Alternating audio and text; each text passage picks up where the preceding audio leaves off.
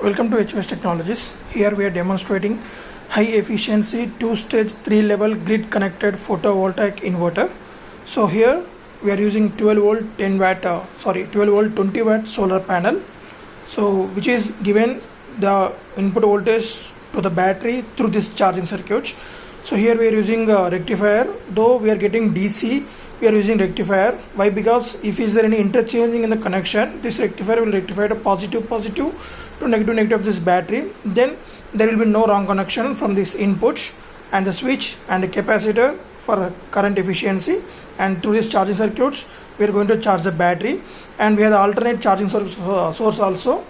So here transformer will get 230 volts input and to the plug, and will give the 12 volts AC, and same rectifier, filter, and given input to the batteries. In two ways we can charge the battery, so solar and a grid. So this is the main or proposed circuit diagram of the project. So this is a 2-stage 3-level grid connected photovoltaic inverting system. So from here we are giving the input voltage through two capacitors, and from the microcontroller we are using a PIC microcontroller to give the pulses to these MOSFETs, so which are kept here. And here the two stages, that is, one thing is DC to DC power conversion system, and another is DC to AC power conversion system. So here in first stage of this DC to DC power conversion, so here we are going to convert the DC to DC power conversion, that is, we are going to increase in the voltage irrespective of the input voltage. So though we are getting 12 volts, so here we are using 12 volt to 3 amp battery. So it has 1, 2, 3 batteries are contained in series, each battery of 4 volt 1 amp, so contained in series, so 12 volt 1 amp, and these 3 are contained in parallel, so 12 volt 3 amps.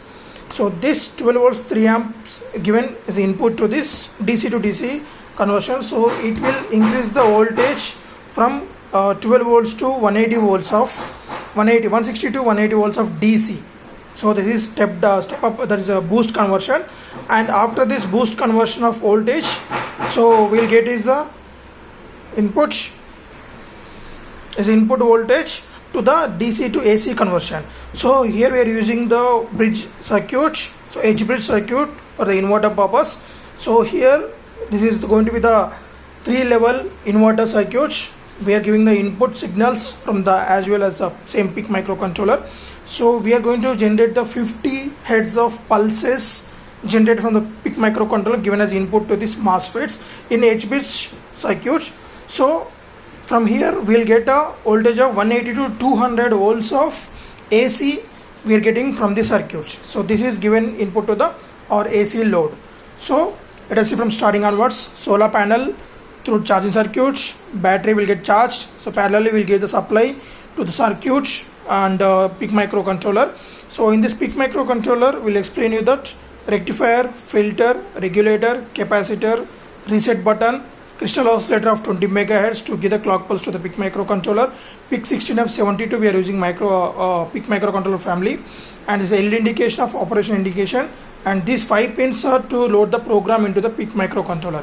So once we switch on this PIC microcontroller, it start reading the inputs from this voltage like the from here. So we are giving the input voltage parallelly from here to this DC to DC boost conversion. So in order to boost the voltage, our PIC microcontroller need to measure the voltage. So it will measure the voltage, and based on the input voltage it will boost up the voltage to our prescribed value and up to its level. So here the inductors are parallelly used, and this is the one inductor and capacitor, and this is also one capacitor and diode. These two are the MOSFETs. So according to the circuit we developed the circuits, and from here we will get the 160 to 180 DC, and from here to 180 to 200 of AC voltage. So this is the whole process. So when you switch on the circuit, so it will give the directly output load. So if you want to measure the waveforms, you can measure from the gates of each and every MOSFET. Okay, thank you for watching demo.